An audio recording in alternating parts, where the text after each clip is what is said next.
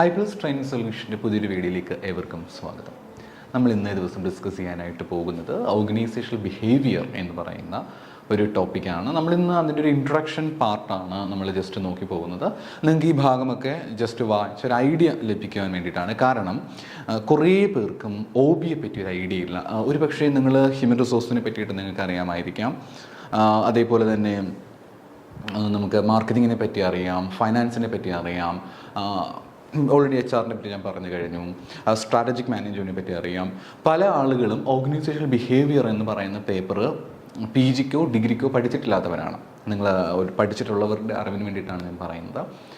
പൊതുവേ ഇപ്പോൾ കോമേഴ്സ് ഒക്കെ എടുക്കുവാണെങ്കിൽ ഈ OB എന്ന് പറയുന്ന പേപ്പർ അങ്ങനെ നമുക്ക് പഠിക്കാനായിട്ട് ഇല്ല. വളരെ അപൂർവമല്ല, കുറേ പേരെങ്കിലും ഇത് പഠിക്കാത്ത ആൾക്കാരുണ്ട്. OB എന്താണെന്ന് പോലും അറിയാത്ത ആളുകളുണ്ട്.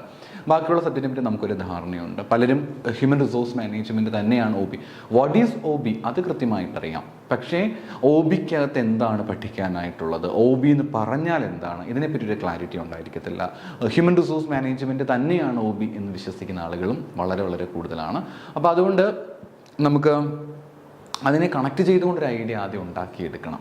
എന്നിട്ട് മാത്രമേ നമുക്ക് എന്ത് ചെയ്യാനായിട്ട് പറ്റുകയുള്ളൂ, നമുക്ക് കൃത്യമായിട്ടും ഒരു പഠനത്തിലേക്ക് കടക്കുവാനായിട്ട് പറ്റുകയുള്ളൂ. സോ ഫസ്റ്റ് ഓഫ് ഓൾ നമുക്കൊരു ഓവറോൾ ഐഡിയ ഉണ്ടാക്കിയെടുക്കാം. വാട്ട് ഈസ് OB, അതിന് വേണ്ടിയിട്ടാണ് ഇന്നത്തെ സെഷൻ യൂസ് ചെയ്യുന്നത്. അപ്പോൾ ഓൾറെഡി ഐഡിയാസ് ഉള്ളവരെ സംബന്ധിച്ചുകൊണ്ട് നിങ്ങൾക്ക് നോട്ട്സിലൂടെ ജസ്റ്റ് ഒന്ന് കടന്നു പോയാൽ മതിയായിരിക്കും.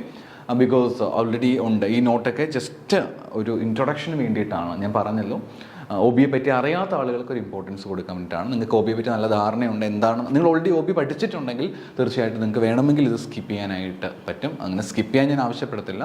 കാരണം എന്തായാലും ഇതിൽ നിന്ന് കുറച്ച് ഇൻഫർമേഷനുകൾ നിങ്ങൾക്ക് പുതുതായിട്ട് കിട്ടും. പഠിച്ച കാര്യങ്ങൾ ജസ്റ്റ് ഒന്ന് ബ്രഷപ്പ് ചെയ്യാനും യൂസ് ചെയ്യാം. ആൻഡ് നെക്സ്റ്റ് വരുന്ന ക്ലാസ്സുകളിലൊക്കെ ആയിട്ട് നമ്മൾ വളരെ ഡീറ്റെയിൽഡ് ആയിട്ട് തന്നെ പോകും. So first of all organisational behaviour എന്താണെന്ന് നമ്മൾ പഠിക്കുന്നത്. ഓർഗനൈസേഷണൽ ബിഹേവിയർ ഞാനിവിടെ കുറേ നോട്ട്സ് ഇങ്ങനെ കൊടുത്തിട്ടുണ്ട് കേട്ടോ. ഇത് ജസ്റ്റ് നിങ്ങളുടെ വായിക്കാൻ വേണ്ടിയിട്ടാണ്. ഇതേപോലെ നോട്ട് എഴുതിയെടുത്ത് കാണാൻ പഠിക്കാൻ ഞാൻ ഒരിക്കലും ആവശ്യപ്പെടത്തില്ല. ജസ്റ്റ് വായിക്കുക. ഇപ്പോൾ ഓൾറെഡി നിങ്ങൾക്ക് OBയെ പറ്റി ധാരണ ഉണ്ടെങ്കിൽ വേഗത്തിൽ വായിച്ചു വിടുക. നിങ്ങൾ OBയെ പറ്റി കേട്ടിട്ടില്ലാത്ത ആൾക്കാരാണെങ്കിൽ കുറച്ച് ഡെപ്തായിട്ട് തന്നെ വായിച്ച് പോകുന്നത് വളരെയധികം ബെറ്റർ ആയിരിക്കും. അപ്പോൾ OBയെ പറ്റിയിട്ടാണ് നമുക്കിന്ന് കൃത്യമായിട്ടും പഠിക്കേണ്ടതായിട്ടുള്ളത്. ഫസ്റ്റ് ഓഫ് ഓൾ ഞാൻ OBയെ പറ്റിയിട്ട് ജസ്റ്റ് ഒന്ന് പറയാം. ഓക്കെ, എനിക്കറിയാം ഓൾറെഡി പഠിച്ചിട്ടുള്ള ആളുകളെ സംബന്ധിച്ച് ഈ ക്ലാസ് ഇത്രയും ബേസ് മുതൽ തുടങ്ങുന്ന എന്നൊരു ഡൗട്ട് ഉണ്ടായിരിക്കും. പക്ഷേ നമ്മളെപ്പോഴും പഠിച്ചിട്ടില്ലാത്തവരെ തീർച്ചയായിട്ടും പരിഗണിക്കേണ്ടതായിട്ടുണ്ട്. അപ്പോൾ അതുകൊണ്ട് ഞാൻ ഓർഗനൈസേഷണൽ ബിഹേവിയറിനെ പറ്റിയിട്ട് ജസ്റ്റ് ഒന്ന് ഒരു ഇൻട്രൊഡക്ഷൻ പോലെയാണ് ഇന്ന് കൊടുക്കാനായിട്ട് ഉദ്ദേശിക്കുന്നത്. അപ്പം ഓർഗനൈസേഷൻ ബിഹേവിയർ പഠിക്കുന്നതിന് മുന്നോടിയായിട്ട് നമ്മൾ ഓർഗനൈസേഷൻ എന്താണെന്ന് കൃത്യമായിട്ടും പഠിച്ചിരിക്കണം. What is organisation?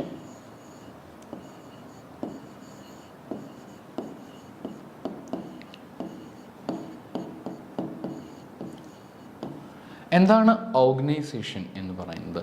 What is organisation? Organisation എന്ന് പറഞ്ഞാൽ എന്താണ്, അതിൻ്റെ അർത്ഥം എന്താണ്, അതിൻ്റെ പ്രവർത്തനങ്ങൾ എങ്ങനെയാണ്, ഇത്തരം കാര്യങ്ങളൊക്കെയാണ് നമുക്കിന്ന് ഡീറ്റെയിലായിട്ടും പഠിക്കേണ്ടത്. ആദ്യം നമുക്കതൊന്ന് മനസ്സിലാക്കിയിട്ട് അതിലേക്ക് പോകാം. ഓർഗനൈസേഷൻ നിങ്ങൾക്ക് എല്ലാവർക്കും അറിയാം. നമ്മളെല്ലാവരും കാണുന്ന സ്ഥാപനങ്ങളെയാണ് ഓർഗനൈസേഷൻ എന്ന് പറയുന്നത്.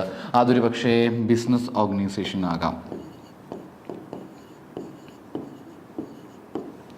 ഇനി ബിസിനസ് ഓർഗനൈസേഷൻ അല്ലെങ്കിൽ എഡ്യൂക്കേഷൻ ആയിട്ടുള്ള കോളേജസ് ആകാം,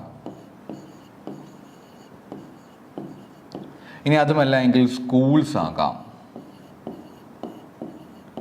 ഓക്കെ, ഓർ ഹോസ്പിറ്റൽസ് ആകാം.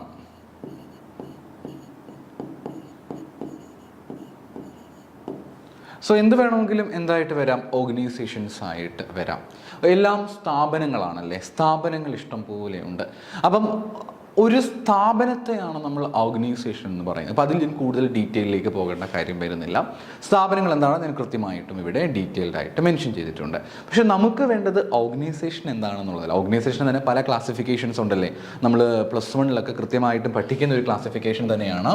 ഒന്ന് സോൾ പ്രൊപ്പറേറ്റർഷിപ്പ് ഉണ്ട്, പിന്നെ ഏതാണുള്ളത്, പാർട്ട്ണർഷിപ്സ് ഉണ്ട്, പിന്നീട് HUF ഉണ്ട്, ഹിന്ദു അൺഡിവൈഡ് ഫാമിലീസ് ഉണ്ട്, പിന്നീട് ഏതാണുള്ളത്, അതേപോലെ കമ്പനീസ് ഉണ്ട്. അപ്പോൾ ഇങ്ങനെയുള്ള പല പല ക്ലാസിഫിക്കേഷൻസ് നമുക്ക് എവിടെ കാണാനായിട്ട് സാധിക്കും? ഡിഫറെൻറ്റ് ടൈപ്സ് ഓഫ് ഓർഗനൈസേഷൻ നമുക്ക് കാണുവാനായിട്ട് പറ്റുന്നതാണ്. അപ്പോൾ നമുക്കിവിടെ പഠിക്കേണ്ടതും വളരെ അത്യാവശ്യമായിട്ട് അറിയേണ്ട കാര്യം ഓർഗനൈസേഷൻ്റെ ബിഹേവിയേഴ്സിനെ പറ്റിയിട്ടാണ്. ബിഹേവിയർ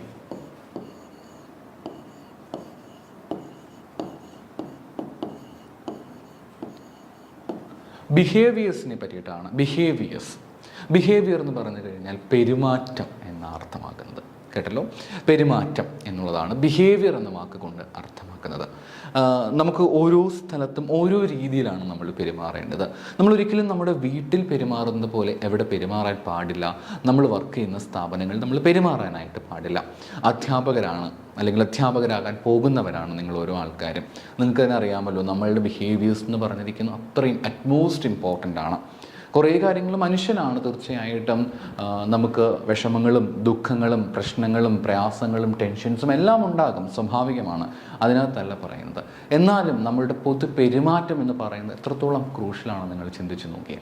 നമ്മൾ ചിലപ്പോൾ ഔട്ട്സൈഡ് നമ്മുടെ പേഴ്സണൽ സ്പേസിലേക്ക് വരുമ്പോഴത്തേക്ക് നമ്മൾ ചിലപ്പോൾ അത്രയും നീറ്റാകണമെന്നില്ല, അല്ലെങ്കിൽ അത്രയും പോസിറ്റീവായ രീതിയിൽ സംസാരിക്കണമെന്നില്ല, അല്ലെങ്കിൽ അത്രയും കൃത്യമായിട്ടുള്ള കാര്യങ്ങൾ ഡീൽ ചെയ്യുന്ന ആളാകണമെന്നില്ല. ചിലപ്പോൾ ഭയങ്കര കംഫർട്ട് നമ്മളെല്ലാവരും നമ്മുടെ കംഫർട്ടബിൾ സോണിൽ അത്രയും അധികം ഭയങ്കര സിമ്പിളായിട്ട് നിൽക്കുന്ന ആൾക്കാരാണല്ലോ. അപ്പോൾ അതുകൊണ്ട് തന്നെ ഒരിക്കലും നമ്മുടെ കംഫർട്ടബിൾ സോണിൽ നമ്മൾ ഭയങ്കര സീരിയസ് ആയിട്ട്, അങ്ങനെയാണെങ്കിൽ ജീവിതത്തിൽ തന്നെ എന്താണ് ഒരു വലിയ അർത്ഥമുള്ളത്? നമ്മൾ ഭയങ്കര കൂളായിട്ടായിരിക്കും എപ്പോഴും നിൽക്കുക. പക്ഷേ അതേ സ്വഭാവം നമ്മുടെ വീട്ടിൽ കാണിക്കുന്ന അതേ സ്വഭാവം കൊണ്ട് നമുക്ക് സ്കൂളിലോ കോളേജിലോ പോയി പഠിപ്പിക്കുവാനായിട്ട്, അല്ലെങ്കിൽ കുട്ടികളുടെ മുന്നിൽ നിൽക്കുമ്പോൾ അങ്ങനെ ബിഹേവ് ചെയ്യാൻ പാടുണ്ടോ? ഒരിക്കലും പാടില്ല.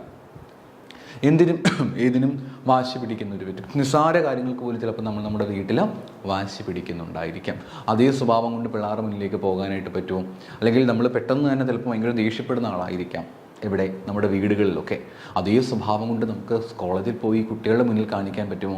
ഇല്ല. കാരണം കുട്ടികൾക്ക് മുന്നിൽ അധ്യാപകരാണ് നമ്മൾ അവരുടെ റോൾ മോഡൽസാണ്. അതുകൊണ്ട് അവിടെ എപ്പോഴും ഒരു പോസിറ്റീവ് ബിഹേവിയേഴ്സാണ് വേണ്ടത്. നമ്മുടെ പെരുമാറ്റത്തിൽ അവർ തീർച്ചയായിട്ടും ശ്രദ്ധിക്കും. നമ്മുടെ സംസാരിക്കുന്ന രീതികളിൽ തീർച്ചയായും കുട്ടികൾ ശ്രദ്ധിക്കും. നമ്മുടെ അപ്രോച്ചസിൽ കുട്ടികൾ തീർച്ചയായും ശ്രദ്ധിക്കും. ആകെ മൊത്തം പറഞ്ഞു കഴിഞ്ഞാൽ നമ്മൾ വളരെ പോസിറ്റീവായിട്ടുള്ള ഒരു മെസ്സേജ് പ്രൊവൈഡ് ചെയ്യുന്ന, ഒരു പോസിറ്റീവ് എക്സ്പീരിയൻസ് പ്രൊവൈഡ് ചെയ്യുന്ന ടീച്ചേഴ്സായിട്ട് മാറേണ്ടതായിട്ട് വരും. അപ്പോൾ ചിന്തിച്ച് നോക്കി, ആ ബിഹേവിയേഴ്സിൽ എന്തുമാത്രം മാറ്റം നമ്മൾ വരുത്തിയിരിക്കുന്നു എന്നുള്ളത്. അപ്പം ഓരോ സ്ഥലത്തിനും അതിൻ്റേതായിട്ടുള്ള രീതികളുണ്ട്, അതിൻ്റേതായിട്ടുള്ള പെരുമാറ്റ രീതികളുണ്ട്. ഉദാഹരണം പറയാം, ഒരു ഡോക്ടേഴ്സിൻ്റെ ബിഹേവിയറും ടീച്ചേഴ്സിൻ്റെ ബിഹേവിയറും ചിന്തിച്ച് നോക്കി എന്തുമാത്രം വ്യത്യാസമുണ്ടല്ലേ. ഒരു മൾട്ടിനാഷണൽ കമ്പനിയിൽ വർക്ക് ചെയ്യുന്ന എംപ്ലോയീസിൻ്റെ ബിഹേവിയറും അതേപോലെ തന്നെ ഒരു പോലീസ് സ്റ്റേഷനിലെ പോലീസിൻ്റെ ബിഹേവിയറും തമ്മിലൊരു കമ്പാരിസൺ നടത്തി നോക്കിയേ ഒബ്വിയസായിട്ട് നിങ്ങൾക്ക് വ്യത്യാസം കണ്ടുപിടിക്കാനായിട്ട് പറ്റും. അപ്പോൾ ഓരോ സ്ഥലങ്ങളിലും വ്യത്യാസമുണ്ട്. ഇപ്പം നമ്മുടെ നാട്ടിലേക്കുള്ള സ്മോൾ സ്കെയിൽ ലോക്കൽ ആയിട്ടുള്ള ഒരു സ്ഥാപനത്തിൽ ആളുകളുടെ പൊതുപെരുമാറ്റവും വളരെ ഹൈ ആയിട്ടുള്ള ഭയങ്കര ടേൺ ഓവേഴ്സ് വരുന്ന മൾട്ടിനാഷണൽ കമ്പനിയിലുള്ള എംപ്ലോയീസിൻ്റെ മാനേജ്മെൻറ്റ് ബിഹേവിയേഴ്സ് തമ്മിൽ തീർച്ചയായിട്ടും വ്യത്യാസമുണ്ടാകും. അപ്പോൾ ബിഹേവിയേഴ്സ് എന്ന് പറഞ്ഞു കഴിഞ്ഞാൽ പെരുമാറ്റം എന്നാണ് അർത്ഥം. ആ പെരുമാറ്റത്തിലേക്കാണ് നമ്മളെ എത്തിക്കുന്ന ഒന്നാണ്. ആ പെരുമാറ്റത്തെ പറ്റിയിട്ടുള്ളൊരു പഠനമാണ് ഇവിടെ നടക്കുന്നത്. ഇതൊക്കെ പെരുമാറ്റം, ബിഹേവിയർ എന്നുള്ള സൈക്കോളജി കണക്ട് ചെയ്ത വാക്കിനെ കണക്ട് ചെയ്തിട്ടാണ് ഞാൻ ഈ കാര്യങ്ങളെല്ലാം പറഞ്ഞത്. എന്നാൽ എന്താണ് ഓർഗനൈസേഷണൽ ബിഹേവിയർ എന്ന് പറയുന്നത്? ഒരു സ്ഥാപനത്തിൻ്റെ ഉള്ളിൽ എങ്ങനെ വേണം എംപ്ലോയീസ് ബിഹേവ് ചെയ്യേണ്ടത്? ഒരു സ്ഥാപനത്തിൻ്റെ ഉള്ളിൽ എംപ്ലോയീസ് എങ്ങനെ വേണം ബിഹേവ് ചെയ്യേണ്ടത്? എന്താണ് അവരുടെ പ്രവർത്തനങ്ങൾ? അവരുടെ പൊതുപ്രവർത്തനങ്ങൾ എങ്ങനെയാണ്? എംപ്ലോയീസ് എങ്ങനെയാണ്? ആളുകൾ എങ്ങനെയാണ്? അവർ ലേസി ആയിട്ട് നിൽക്കുന്ന ആൾക്കാരാണോ, അതോ ഭയങ്കര ആക്റ്റീവായിട്ട് നിൽക്കുന്ന ആളുകളാണോ, അതോ ആവശ്യമില്ലാത്ത ഈഗോ ക്ലാഷസ് ഒക്കെ കൊണ്ടുവന്ന് പ്രശ്നമുണ്ടാക്കുന്ന ആൾക്കാരാണോ?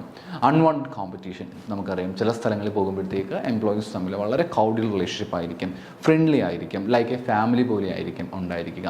എന്നാൽ മറ്റു ചില സ്ഥാപനങ്ങളിലേക്ക് പോകുമ്പോഴത്തേക്കും അവർ ഭയങ്കര കോമ്പറ്റീറ്റീവ് ആയിരിക്കും. മാത്രവുമല്ല അവർ തമ്മിൽ വളരെ വലിയൊരു ഈഗോ ക്ലാഷസ് ഉണ്ടായിരിക്കാം. പരസ്പരം മറ്റേ പാല് വെക്കുന്ന പോലുള്ള പരിപാടികളൊക്കെ ഉള്ള സ്ഥാപനങ്ങൾ, അത് ആ സ്ഥാപനത്തിൻ്റെ ബിഹേവിയറാണ്. അപ്പം നമ്മൾ ഓരോ സ്ഥാപനത്തിൻ്റെയും ബിഹേവിയറിനെ പറ്റിയിട്ടാണ് OBയിൽ പഠിക്കുന്നത്. അപ്പം ഓരോ സ്ഥാപനങ്ങളുടെ ബിഹേവിയേഴ്സ് എടുത്ത് പഠിക്കുവാനായിട്ട് സാധിക്കുമോ? ഇല്ല. നമുക്ക് പൊതുവായിട്ടുള്ള ഒരു ബിഹേവിയറിനെ പറ്റിയിട്ട് പഠിക്കാനായിട്ട് പറ്റും. നിങ്ങളൊരു HR സ്പെഷ്യലിസ്റ്റായിട്ട് പോവുകയാണ് എങ്കിൽ, നിങ്ങളൊരു HR മാനേജറായിട്ട് പോവുകയാണ് എങ്കിൽ ആ ഒരു സ്ഥാപനത്തെ നിങ്ങൾ മാനേജ് ചെയ്തേ പറ്റൂ. പൊതുപെരുമാറ്റം മനസ്സിലാക്കിയാൽ മാത്രമേ സ്ഥാപനത്തെ മാനേജ് ചെയ്ത് പോകാൻ പറ്റൂ.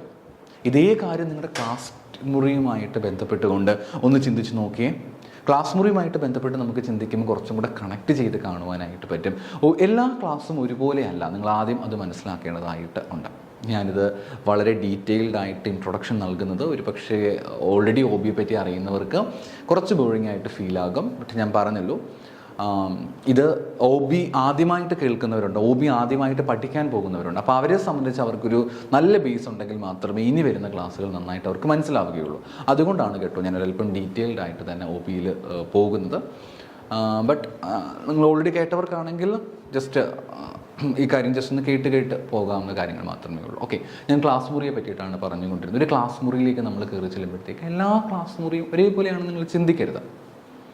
ഇപ്പം നമുക്ക് ഹയർ സെക്കൻഡറി ടീച്ചേഴ്സായിട്ട് ജോലിക്ക് പോകാൻ നിൽക്കുന്നവരാണ് നിങ്ങൾ ഓരോ ആളുകളും. അപ്പം അല്ലെങ്കിൽ ഇനി മറ്റു പല ജോലിക്ക് ടീച്ചിങ് പ്രൊഫഷനിലേക്ക് വരാൻ നിൽക്കുന്നവരാണ് നിങ്ങൾ ഓരോ ആൾക്കാർ. അപ്പം നിങ്ങൾ മനസ്സിലാക്കേണ്ട ഒരു വലിയ പ്രധാനപ്പെട്ട ഒരു തത്വമുണ്ട്.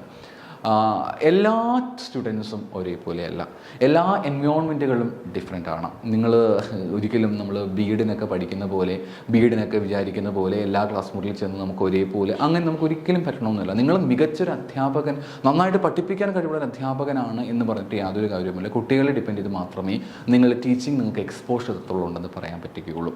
അപ്പം എല്ലായിടത്തും ഒരേ രീതിയിൽ ഫോളോ ചെയ്ത് കഴിഞ്ഞാൽ ആസ് എ ടീച്ചർ നമുക്ക് വലിയ ബുദ്ധിമുട്ടായിരിക്കും. ചില സ്ഥലങ്ങളിൽ പോയി കഴിഞ്ഞാൽ കുട്ടികൾ വളരെ കംഫർട്ടബിൾ ആയിരിക്കും, വളരെ കംഫർട്ടബിൾ ആയിരിക്കും. അവർ നമ്മളോട് നിൽക്കുന്ന രീതിയിൽ നല്ല രീതിയിൽ തന്നെയായിരിക്കും കുട്ടികൾ നിൽക്കുക. അവർ നമ്മളോട് നിൽക്കുന്ന രീതിക്കാണെങ്കിലും അതേപോലെ തന്നെ അവർ നമ്മളോട് സംസാരിക്കുന്ന രീതികൾക്കാണെങ്കിലും എല്ലാം കുറച്ചും കൂടെ ബെറ്റർ ആയിരിക്കും. പഠിക്കാൻ നല്ല താല്പര്യവും ഉണ്ടായിരിക്കും. എന്നാൽ ചില സ്ഥലങ്ങളിലേക്ക് പോകുമ്പോഴത്തേക്ക് ഈ ഒരു അപ്രോച്ച് ആയിരിക്കത്തില്ല. അവിടെ വരുന്ന ഒരു കുട്ടിക്ക് പോലും പഠിക്കണമെന്ന് ഇൻട്രസ്റ്റ് ഉണ്ടാകണമെന്ന് നിർബന്ധമില്ല. അങ്ങനെയുള്ള ക്ലാസ് മുറി പോയിട്ട് നമ്മൾ പഠിപ്പിച്ച് നമ്മുടെ ജോലി തീർത്ത് വരിക അതൊരിക്കലും പോസിബിൾ ആയിട്ടുള്ള കാര്യമല്ല. നമ്മളിപ്പോൾ എന്ത് ചെയ്യണം? ആ പൊതു ബിഹേവിയർ മനസ്സിലാക്കണം.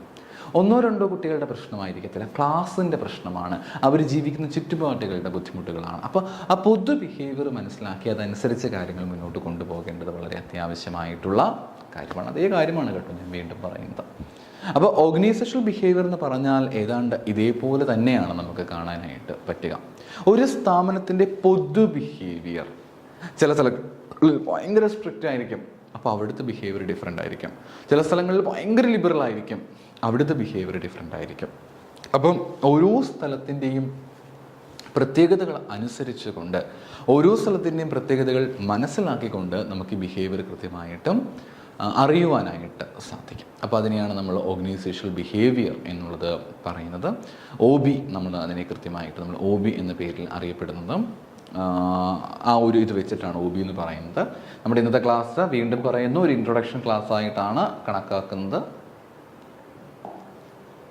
സോ ഇവിടെ OB പറ്റിയിട്ട് കുറേ കാര്യങ്ങൾ പറയുന്നുണ്ട്. വാട്ട് ഈസ് ഓർഗനൈസേഷണൽ ബിഹേവിയർ അങ്ങനെ പറഞ്ഞ കുറേ കാര്യങ്ങൾ നമുക്കിവിടെ കാണുവാനായിട്ട് പറ്റും. ജസ്റ്റ് വായിച്ച് വെക്കേണ്ട കാര്യങ്ങൾ മാത്രമേ ഇതിനകത്തുള്ളൂ.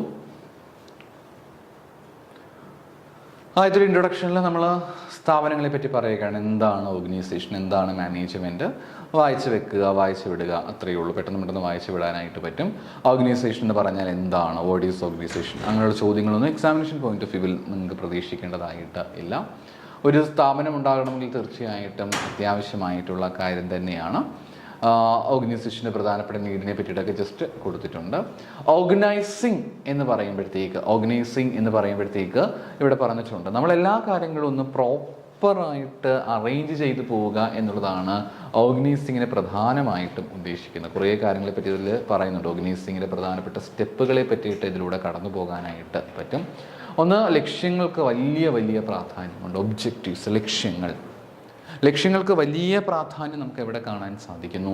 ഈ പറഞ്ഞിരിക്കുന്ന ഓർഗനൈസേഷണൽ ബിഹേവിയറിൽ അല്ലെങ്കിൽ ഓർഗനൈസിങ്ങിൽ കാണാൻ പറ്റും. ജസ്റ്റ് മനസ്സിലാക്കി വെക്കേണ്ട കാര്യങ്ങളേ ഉള്ളൂ. എല്ലാത്തിനും ഒരു അടുക്കും ചിട്ടയും ഉണ്ടാകണം. നമ്മൾ എടുക്കുന്ന സാധനങ്ങൾക്കാണെങ്കിലും നമ്മളുടെ ജോലി ചെയ്യുന്ന സ്ഥലങ്ങൾക്കാണ് എല്ലാത്തിനും ഒരു അടുക്കും ചിട്ടയും ഉണ്ടായിരിക്കണം. നിങ്ങൾ മൾട്ടിനാഷണൽ കമ്പനീസിൽ അവിടെ പോയാൽ നിങ്ങൾക്ക് കാണാനായിട്ട് പറ്റും. അവിടെ പല സ്ഥാപനങ്ങളിലും ഇങ്ങനെ നമ്മളുടെ ഒരു സാധാരണ പോലെ ഒരു 9 to 5 ജോബ് ആ ഒരു രീതിയല്ല പല സ്ഥാപനങ്ങളിലും ഫോളോ ചെയ്യുന്നത്. മിക്ക സ്ഥാപനങ്ങളിലും 9 to 5 ജോബിന് പകരമായിട്ട് കുറച്ചും കൂടെ അവർക്ക് കുറച്ചുകൂടെ ഫ്രീഡം ഉണ്ട്, ഓട്ടോണമി ഉണ്ട്. അതായത് അങ്ങനെ ചിലപ്പോൾ നിങ്ങൾക്ക് ലീവ് എടുക്കുക, മീൻസ് നേരത്തെ പോകണമെങ്കിൽ നേരത്തെ പോകാൻ വരാം, അതൊക്കെ ചെയ്യാം. പക്ഷേ എല്ലാ ജോലിക്കും ഒരു സെറ്റ് വെച്ചിരിക്കുന്ന ടാർജറ്റ് ടൈമുണ്ട്. ആ ടാർജറ്റ് സമയത്തിനുള്ളിൽ നിങ്ങൾ എന്ത് ചെയ്യേണ്ടതായിട്ട് വരും? നിങ്ങളുടെ ജോലി നിങ്ങൾ പൂർത്തിയാക്കേണ്ടതായിട്ട് വരും. ഒരു ടാർജറ്റ് സെറ്റ് ചെയ്തിരിക്കുന്ന സമയമുണ്ടായിരിക്കും. ആ സമയത്തിൽ നിങ്ങൾ എന്ത് ചെയ്യേണ്ടതായിട്ട് വരുന്നു? നിങ്ങളുടെ ജോലി നിങ്ങൾ പൂർത്തിയാക്കേണ്ടതായിട്ട് വരും. ആ ഒരു ടാർഗറ്റ് ആണ് ഇവിടെ നമുക്ക് പ്രധാനമായിട്ടും കാണുവാൻ സാധിക്കുന്നത്. ഒരു ടാർഗറ്റ് ചെയ്തിരിക്കുന്ന ഒരു സമയം, അതെന്ന് പറയുന്ന ആ സ്ഥാപനത്തിൻ്റെ പ്രത്യേകതയാണ്. ചില സ്ഥലങ്ങളിൽ അങ്ങനെയല്ല, 9 to 5 ആയിരിക്കും. ഒരു എയിമിനും ഒബ്ജക്റ്റീവ്സിനും വലിയ പ്രാധാന്യം കൊടുക്കത്തില്ല. ഇവിടെ എയിമിനും ഒബ്ജക്റ്റീവ്സ് നല്ല പ്രാധാന്യം കൊടുത്ത് എല്ലാത്തിനും ഒരു അടുക്കും ചിട്ടയുണ്ടാവുക, അതനുസരിച്ച് കൊണ്ടുള്ള ആക്ടിവിറ്റീസ് ഏതൊക്കെയാണ് നമുക്ക് ചെയ്യാൻ പറ്റുക എന്ന് മനസ്സിലാക്കി ആക്ടിവിറ്റീസ് എല്ലാം കൃത്യമായിട്ട് അസൈൻ ചെയ്ത് കൊടുക്കുക എന്നുള്ളതാണ് മറ്റൊരു പ്രധാനപ്പെട്ട പ്രവർത്തനമായിട്ട് പറയുന്നത്. പിന്നെ ഡ്യൂട്ടീസ് ഉണ്ട്. ഡ്യൂട്ടീസ് കൃത്യമായിട്ടും അസൈൻ ചെയ്യുക, കൊടുക്കുക. ലൈക്ക് ജോലികളെല്ലാം പ്രോപ്പറായിട്ട് അസൈൻ ചെയ്ത് കൊടുക്കേണ്ടതായിട്ട് വരുന്നു. ഇവ തമ്മിലൊരു റിലേഷൻഷിപ്പ് തീർച്ചയായിട്ടും ഉണ്ടാകണം എന്ന് പറയുന്നുണ്ട്. റിലേഷൻഷിപ്പ് എന്ന് പറയുമ്പോഴത്തേക്ക് മറ്റേ സാമൂഹികപരമായിട്ടുള്ള ബന്ധങ്ങൾ അതല്ല ഇവിടെ പ്രധാനമായിട്ടും ഉദ്ദേശിക്കുന്നത്. അതിന് അപ്പുറത്തേക്ക് മാറിക്കൊണ്ട്, ഒരു ബന്ധങ്ങൾ എന്നതിനേക്കാളും അപ്പുറത്തേക്ക് മാറിക്കൊണ്ട് ഫോർമൽ റിലേഷൻഷിപ്പ്, ഇൻഫോർമൽ റിലേഷൻഷിപ്സ്, അത് മാത്രവും അതിനേക്കാൾ ഉപരിയായിട്ട് ഓരോ ഡിപ്പാർട്ട്മെൻറ്റ് തമ്മിൽ എങ്ങനെയാണ് ബന്ധപ്പെട്ടിരിക്കുന്നത്, ഈ ഡിപ്പാർട്ട്മെൻറ്റ് തമ്മിൽ ഒരു കോപ്പറേഷൻ ഉണ്ടോ, ഒരു കോർഡിനേഷൻ ഉണ്ടോ, ഇതെല്ലാം ഓർഗനൈസിങ്ങിൻ്റെ ഭാഗമായിട്ട് വരുന്ന കാര്യങ്ങളാണ്. പിന്നെ ഇൻ്റഗ്രേഷനാണ് മറ്റൊരു പോയിന്റ് എന്ന് പറയുന്നത്. എല്ലാ കാര്യങ്ങളും തമ്മിലൊരു ഇൻ്റഗ്രേറ്റഡ് ആയിട്ടുള്ള വർക്ക്സ് വളരെ വളരെ ഇമ്പോർട്ടൻ്റ് ആയിട്ടുള്ള കാര്യമാണ്. എല്ലാ കാര്യങ്ങളും തമ്മിലൊരു ഇൻ്റഗ്രേഷൻ നമുക്ക് തീർച്ചയായിട്ടും ആവശ്യമാണ്. ഒരു ഇൻ്റഗ്രേറ്റഡ് വർക്ക് നമുക്ക് തീർച്ചയായിട്ടും വളരെ അത്യാവശ്യമായിട്ടുള്ള കാര്യമാണ്. സോ ആ ഒരു കാര്യം നമുക്കിവിടെ കാണുവാനായിട്ട് പറ്റും. ഇനി ഓർഗനൈസേഷൻ ബിഹേവിയർ എന്താണ് ഞാൻ കൃത്യമായിട്ട് പറഞ്ഞു കഴിഞ്ഞു. ഒരു സ്ഥാപനത്തിനുള്ളിലുള്ള ബിഹേവിയേഴ്സിനെ പറ്റി പഠിക്കുകയാണ്. ഒരു സ്ഥാപനത്തിൻ്റെ ഉള്ളിലുള്ള ബിഹേവിയേഴ്സിനെ പറ്റി കൃത്യമായിട്ട് പഠിക്കുന്ന നമ്മൾ പറയുന്ന പേരാണ് ഓർഗനൈസേഷണൽ ബിഹേവിയേഴ്സ് എന്ന് പറയുക. കുറേ എക്സ്പ്ലനേഷൻ കൊടുത്തിട്ടുണ്ട്. നിങ്ങൾക്ക് ഓൾറെഡി അറിയാമെങ്കിൽ നിങ്ങൾക്കിത് സ്കിപ്പ് ചെയ്യാനായിട്ട് പറ്റും. ഇല്ല എങ്കിൽ ജസ്റ്റ് വായിച്ച് നോക്കുന്നവർക്ക് വായിച്ച് നോക്കാനായിട്ട് പറ്റുന്ന കാര്യങ്ങളാണ്. ഇനി എന്തുകൊണ്ടാണ് എന്ന് പറഞ്ഞാൽ ഇവിടെ കുറച്ച് എക്സാമ്പിൾസിലൂടെയാണ് കാര്യങ്ങൾ പറയുന്നത്. ഇതെല്ലാം ജസ്റ്റ് വായിച്ചു വെക്കേണ്ട കാര്യങ്ങൾ. ഈ ഭാഗത്തു നിന്നും അങ്ങനെ ക്വസ്റ്റ്യൻ ബേസിസിൽ വരാനായിട്ടുള്ള സാധ്യത ഇല്ല. എക്സാമിനേഷൻ പോയിന്റ് ഓഫ് വ്യൂവിൽ വലിയ പ്രാധാന്യമുള്ളതായിട്ട് പറയാൻ സാധിക്കാത്ത ടോപ്പിക്സുകളാണിത്. ഇനി അടുത്തൊരു ടോപ്പിക്കിലേക്ക് വരാം. Intuition and systematic study. The use of casual common sense approaches for obtaining knowledge about human behavior is inadequate. Underlying a systematic approach is the belief that a behavior is not random. It is caused and directed towards the same summit which individual believes rightly or wrongly in his or her best interest. Certainly there are differences. Okay, ഇവിടെ പറഞ്ഞു വരുന്ന കാര്യം ഇത്രയേ ഉള്ളൂ. നമ്മുടെ intuition എന്ന് പറഞ്ഞിരിക്കുന്നതിന് systematic സ്റ്റഡിയും തമ്മിലൊരു വ്യത്യാസം തീർച്ചയായിട്ടും നമുക്ക് കാണുവാനായിട്ട് പറ്റും. ഒരു ഇൻറ്റ്യൂഷനും അതേപോലെ തന്നെ നമ്മുടെ പ്രവർത്തനങ്ങളും തമ്മിൽ ഒരു ഇൻറ്റ്യൂഷൻ്റെ അടിസ്ഥാനത്തിൽ ഡിസിഷൻ എടുക്കാനേ പാടില്ല. നമുക്ക് ഇന്നേത് കാര്യങ്ങൾ താല്പര്യമുണ്ട്, ആ കാര്യങ്ങൾ താല്പര്യമുണ്ട്, ഈ കാര്യങ്ങൾ താല്പര്യമുണ്ട്, അതിൻ്റെ അടിസ്ഥാനത്തിലല്ല നമ്മൾ ഡിസിഷൻ എടുക്കേണ്ടത്. പകരം സിസ്റ്റമാറ്റിക് ആയിട്ടുള്ള ഒരു സ്റ്റഡി, സിസ്റ്റമാറ്റിക് ആയിട്ടുള്ള ഒരു പഠനം നമുക്ക് വളരെ വളരെ വളരെ അത്യാവശ്യമായിട്ടുള്ള കാര്യമാണ്. അങ്ങനെ ഒരു സിസ്റ്റമാറ്റിക് ആയിട്ടുള്ള പഠനം ഉണ്ടെങ്കിൽ മാത്രമേ നമുക്ക് മുന്നോട്ട് പോകാനായിട്ട് പറ്റുകയുള്ളൂ. ഒരു സിസ്റ്റമാറ്റിക് ആയിട്ടുള്ളൊരു പഠനം എസ്പെഷ്യലി ബിഹേവിയേഴ്സിനെ സംബന്ധിച്ചുകൊണ്ട് നമ്മൾ കൃത്യമായിട്ടും അറിയണം. പിന്നെ ഒരു കാര്യമുള്ളത്, ഇതിൽ പറയുന്ന എല്ലാം തിയററ്റിക്കൽ ബേസിസ് ആയിട്ടുള്ള കാര്യങ്ങളായിരിക്കും. ഇതേപോലെ തന്നെ എല്ലാ സ്ഥാപനങ്ങളും ഉണ്ടാകണമെന്ന് ചിന്തിക്കുന്നത് തീർത്തും തെറ്റായിട്ടുള്ള കാര്യമാണ്. ഓരോ സ്ഥാപനത്തെ ഡിപ്പെൻഡ് ചെയ്തുകൊണ്ട് ഇതിൽ വ്യത്യാസം സംഭവിച്ചുകൊണ്ടേയിരിക്കും. ബട്ട് എനിവേയ്സ് ഇവിടെ നമുക്ക് കാണാനായിട്ട് പറ്റുന്നത് ലിറ്ററലി നമ്മൾ നോക്കുന്നത് എങ്ങനെയാണ് ഓരോ സ്ഥാപനങ്ങളിൽ ആ ബിഹേവിയേഴ്സ് ഉണ്ടാകുന്നത്, അല്ലെങ്കിൽ അതിനെ പറ്റിയിട്ടൊക്കെ ഒരു ജനറൽ ഐഡിയ ആണ് കിട്ടുന്നത്. ഇത് തീർത്തും ഒരു ഇൻട്രഡക്ഷൻ ക്ലാസ് മാത്രമാണ്. ഓർഗനൈസേഷണൽ ബിഹേവിയർ എന്താണെന്നാണ് നോക്കുന്നത്. OB is a field of study that investigates the impact that individuals, groups, structures have on behavior within an organization for the purpose of applying such knowledge towards improving an organization's effectiveness. It is a distinctive areas of expertise with a common body of knowledge. It studies three determinants: individual, group and structure. Yes. നമുക്ക് പുതിയൊരു വാക്ക് കിട്ടിയിരിക്കുകയാണ്. Organisational ബിഹേവിയറിൻ്റെ ഭാഗമായിക്കൊണ്ട് നമ്മൾ 3 കാര്യങ്ങൾക്ക് വലിയ പ്രാധാന്യം കൊടുക്കുന്നു. 3 കാര്യങ്ങളെപ്പറ്റി കൃത്യമായിട്ട് പഠിക്കുകയും ചെയ്യുന്നുണ്ട്. എന്തൊക്കെയാണ് ആ 3 കാര്യങ്ങൾ? ഒന്ന്, ഇൻഡിവിജ്വൽസ്, ഒരു വ്യക്തികളെ പറ്റി നമ്മൾ ഓർഗനൈസേഷണൽ ബിഹേവിയറിൽ പഠിക്കും. നമ്മൾ പഠിക്കാൻ പോകുന്ന കാര്യങ്ങളെ പറ്റിയാണ് ഇപ്പോൾ പറയുന്നത്. നമ്മൾ ഓരോരോ ഇൻഡിവിജ്വൽസിനെ പറ്റിയിട്ട്, ഓരോ വ്യക്തികളെ പറ്റി നമ്മൾ കൃത്യമായിട്ടും പഠിക്കും. അതുകൂടാതെ ഗ്രൂപ്പുകളെ പറ്റി കൃത്യമായിട്ട് പഠിക്കും. നമ്മളുടെ ഓരോരോ ഗ്രൂപ്പുകൾ, ഇപ്പോൾ ഓരോ വ്യക്തികൾ എങ്ങനെ ബിഹേവ് ചെയ്യുന്നു അതോടൊപ്പം തന്നെയാണല്ലോ നമ്മുടെ ഗ്രൂപ്പുകൾ. അവർ ഗ്രൂപ്പൊക്കെ ഫോം ചെയ്യുമ്പോൾ എല്ലാ സ്ഥാപനങ്ങളിലും കാണത്തില്ലേ ഗ്രൂപ്പുകൾ? ചിലപ്പോൾ ചില ആളുകൾ ചേർന്നിട്ട് ഗ്രൂപ്പ് ഉണ്ടാക്കും. ജസ്റ്റ് കോമൺ ആയിട്ട് പറയും നമ്മളെല്ലാവരും ഒന്നാണ്, ഒരു ഫാമിലിയാണ്, അങ്ങനെയാണ് ഇങ്ങനെയാണെന്നൊക്കെയാണ് പറയുന്നതെങ്കിലും എല്ലായിടത്തും ഗ്രൂപ്പിസം ഉണ്ട്. അപ്പോൾ ആ ഗ്രൂപ്പുകൾ എങ്ങനെയാണ് ഫോം ചെയ്യുന്നത്? അത് ഇൻഫോർമൽ ഗ്രൂപ്പിനെയാണ് പറയുന്നത്. ഫോർമൽ ഗ്രൂപ്പ് എന്ന് പറയുമ്പോഴത്തേക്ക് അങ്ങനെ ഗ്രൂപ്പിസം ഉണ്ടെങ്കിൽ പോലും നമ്മുടെ ആസ് പാർട്ട് ഓഫ് ജോബ് നമ്മൾ ഫോർമൽ ഗ്രൂപ്പിൽ എൻഗേജ്ഡ് ആയിട്ട് വരും, ഗ്രൂപ്പ് സ്റ്റഡീസും ഗ്രൂപ്പ് ആക്ടിവിറ്റീസും ഒക്കെ ചെയ്യേണ്ടതായിട്ട് വരും. സോ ഡിഫറെൻറ്റ് ടൈപ്സ് ഓഫ് ഗ്രൂപ്പിനെ പറ്റി ഒരു ഐഡിയ കിട്ടാനായിട്ട് പറ്റും. അതേപോലെ തന്നെ സ്ട്രക്ചറിനെ പറ്റിയിട്ട് നമ്മുടെ ഓരോ എങ്ങനെയാണ് അതിൻ്റെ സ്ഥാപനം വരുന്നത്, അതിൻ്റെ സ്ട്രക്ചർ എങ്ങനെയാണ്, കാര്യങ്ങൾ എങ്ങനെയാണ്, അതിനെപ്പറ്റി ഒരു ധാരണ കിട്ടുവാനായിട്ട് ഇതുവഴിയായിട്ട് പറ്റും. OB is also an applied field. It applies the knowledge gained about individuals, groups, and affect structure on the behavior towards the end of making organization works more effectively. And OB is concerned with the study of what people do in an organization, how that behavior affects the performance of the organization. ഒരു വ്യക്തി എങ്ങനെയാണ് ആ സ്ഥാപനത്തിൽ പെരുമാറുന്നത്, അവൻ എങ്ങനെ വേണമെങ്കിലും പെരുമാറിക്കൂടാ, അതിനകത്ത് ഒരു വിഷയമേ നമുക്കുണ്ടാകുന്നില്ല.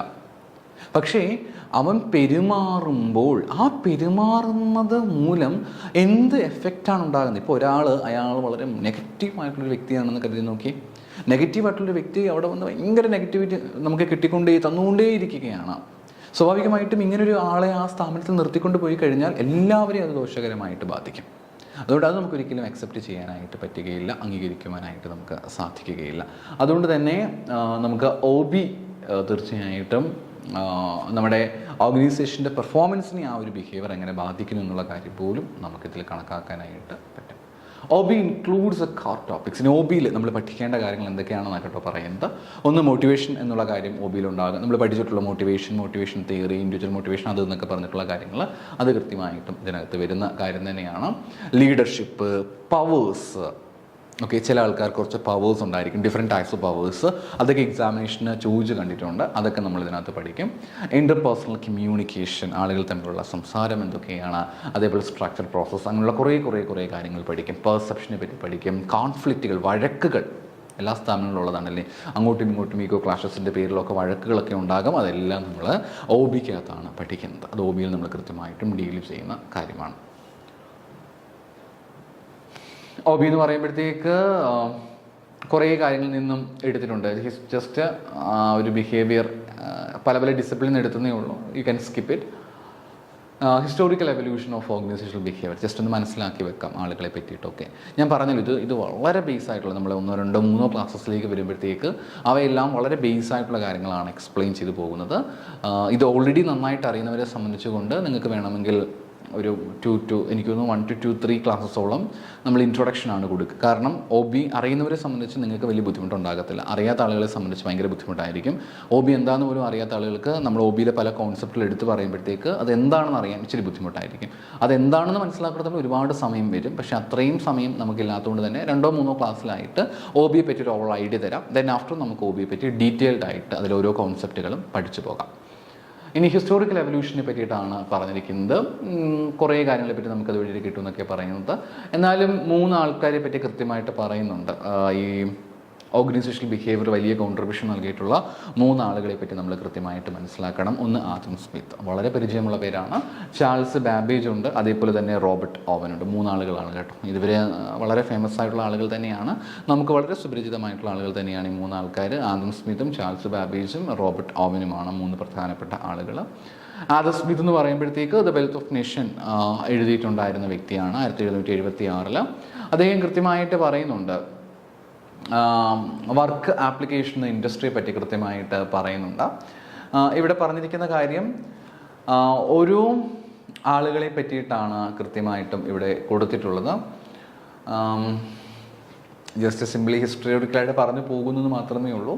നമ്മൾ ഡിവിഷനും വർക്കൊക്കെ കൊണ്ടുവരികയാണെങ്കിൽ പ്രൊഡക്ടിവിറ്റി കുറച്ച് കൂട്ടാനായിട്ട് സാധിക്കുമെന്ന് അദ്ദേഹം പറഞ്ഞ് വെക്കുന്നുണ്ട്. ആ ബുക്കുകളൊക്കെ ഒന്ന് ഓർത്തു വെച്ചാൽ മാത്രം മതിയായിരിക്കും. ചാൾസ് ബാബേജിൻ്റെ ബുക്കിനെ പറ്റി കൂടി ഇവിടെ കൃത്യമായിട്ടും പറയുന്നുണ്ട്. On the economy of machinery and manufacture, ഇതൊക്കെ എനിക്കൊന്ന് നെറ്റിൻ്റെ പരീക്ഷയ്ക്കാണോ അതോ സെറ്റിൻ്റെ പരീക്ഷയ്ക്കാണോ എന്ന് എനിക്കറിയത്തില്ല, പക്ഷേ ഏതോ പരീക്ഷയ്ക്ക് ചോദിച്ചിട്ടുണ്ടായിരുന്നു. On the economy of machinery and manufacture എന്ന് പറഞ്ഞിരിക്കുന്ന കാര്യം എക്സാമിനേഷൻ പോയിന്റ് ഓഫ് വ്യൂവിൽ പേര് ജസ്റ്റ് ആ പേരൊന്ന് ഓർത്ത് വെക്കുക എന്നുള്ളത് മാത്രമേ ഉള്ളൂ. 1832 ഇത് പറഞ്ഞിട്ടുണ്ടായിരുന്നത്. അപ്പോൾ അതിലും ഈ ഒരു ഡിവിഷൻ ഓഫ് ലേബറിനെ പറ്റിയിട്ടും ഓർഗനൈസേഷൻ ബിഹേവിയറിനെ പറ്റിയിട്ടൊക്കെ ഉണ്ട്. ആ പേര് മാത്രം ഒന്ന് കൃത്യമായിട്ടും ഓർത്ത് വെക്കുക. പിന്നീട് റോബർട്ട് ഓവനിലേക്ക് വരുമ്പോഴത്തേക്ക് അറിയാം, നമ്മുടെ കോപ്പറേറ്റീവ് മൂവ്മെൻറ്റ് ഇതൊക്കെ ആരംഭിച്ച വ്യക്തിയാണ് കേട്ടോ റോബർട്ട് ഓവൻ എന്ന് പറഞ്ഞിരിക്കുന്നത്.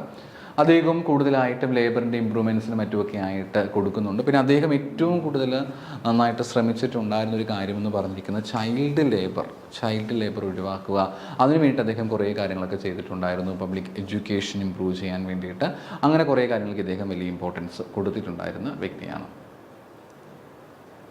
പിന്നെ അതിനുശേഷം നമ്മൾ ക്ലാസിക്കൽ എറയിലേക്ക് വരുമ്പോഴത്തേക്ക് നമുക്കറിയാം, നമ്മുടെ മാനേജ്മെൻറ്റുമായിട്ടൊക്കെ ബന്ധപ്പെട്ട് വരുന്ന കാര്യമാണ് ക്ലാസിക്കൽ എറ എന്ന് പറയുന്നത്. അതിലൊരുപാട് മേജർ കോൺട്രിബ്യൂട്ടേഴ്സ് അവിടെ കുറേ കാര്യങ്ങൾ അവർ കോൺട്രിബ്യൂട്ട് ചെയ്തു. ജസ്റ്റ് പേര് മാത്രം ഓർത്ത് വെച്ചാൽ മതിയായിരിക്കും.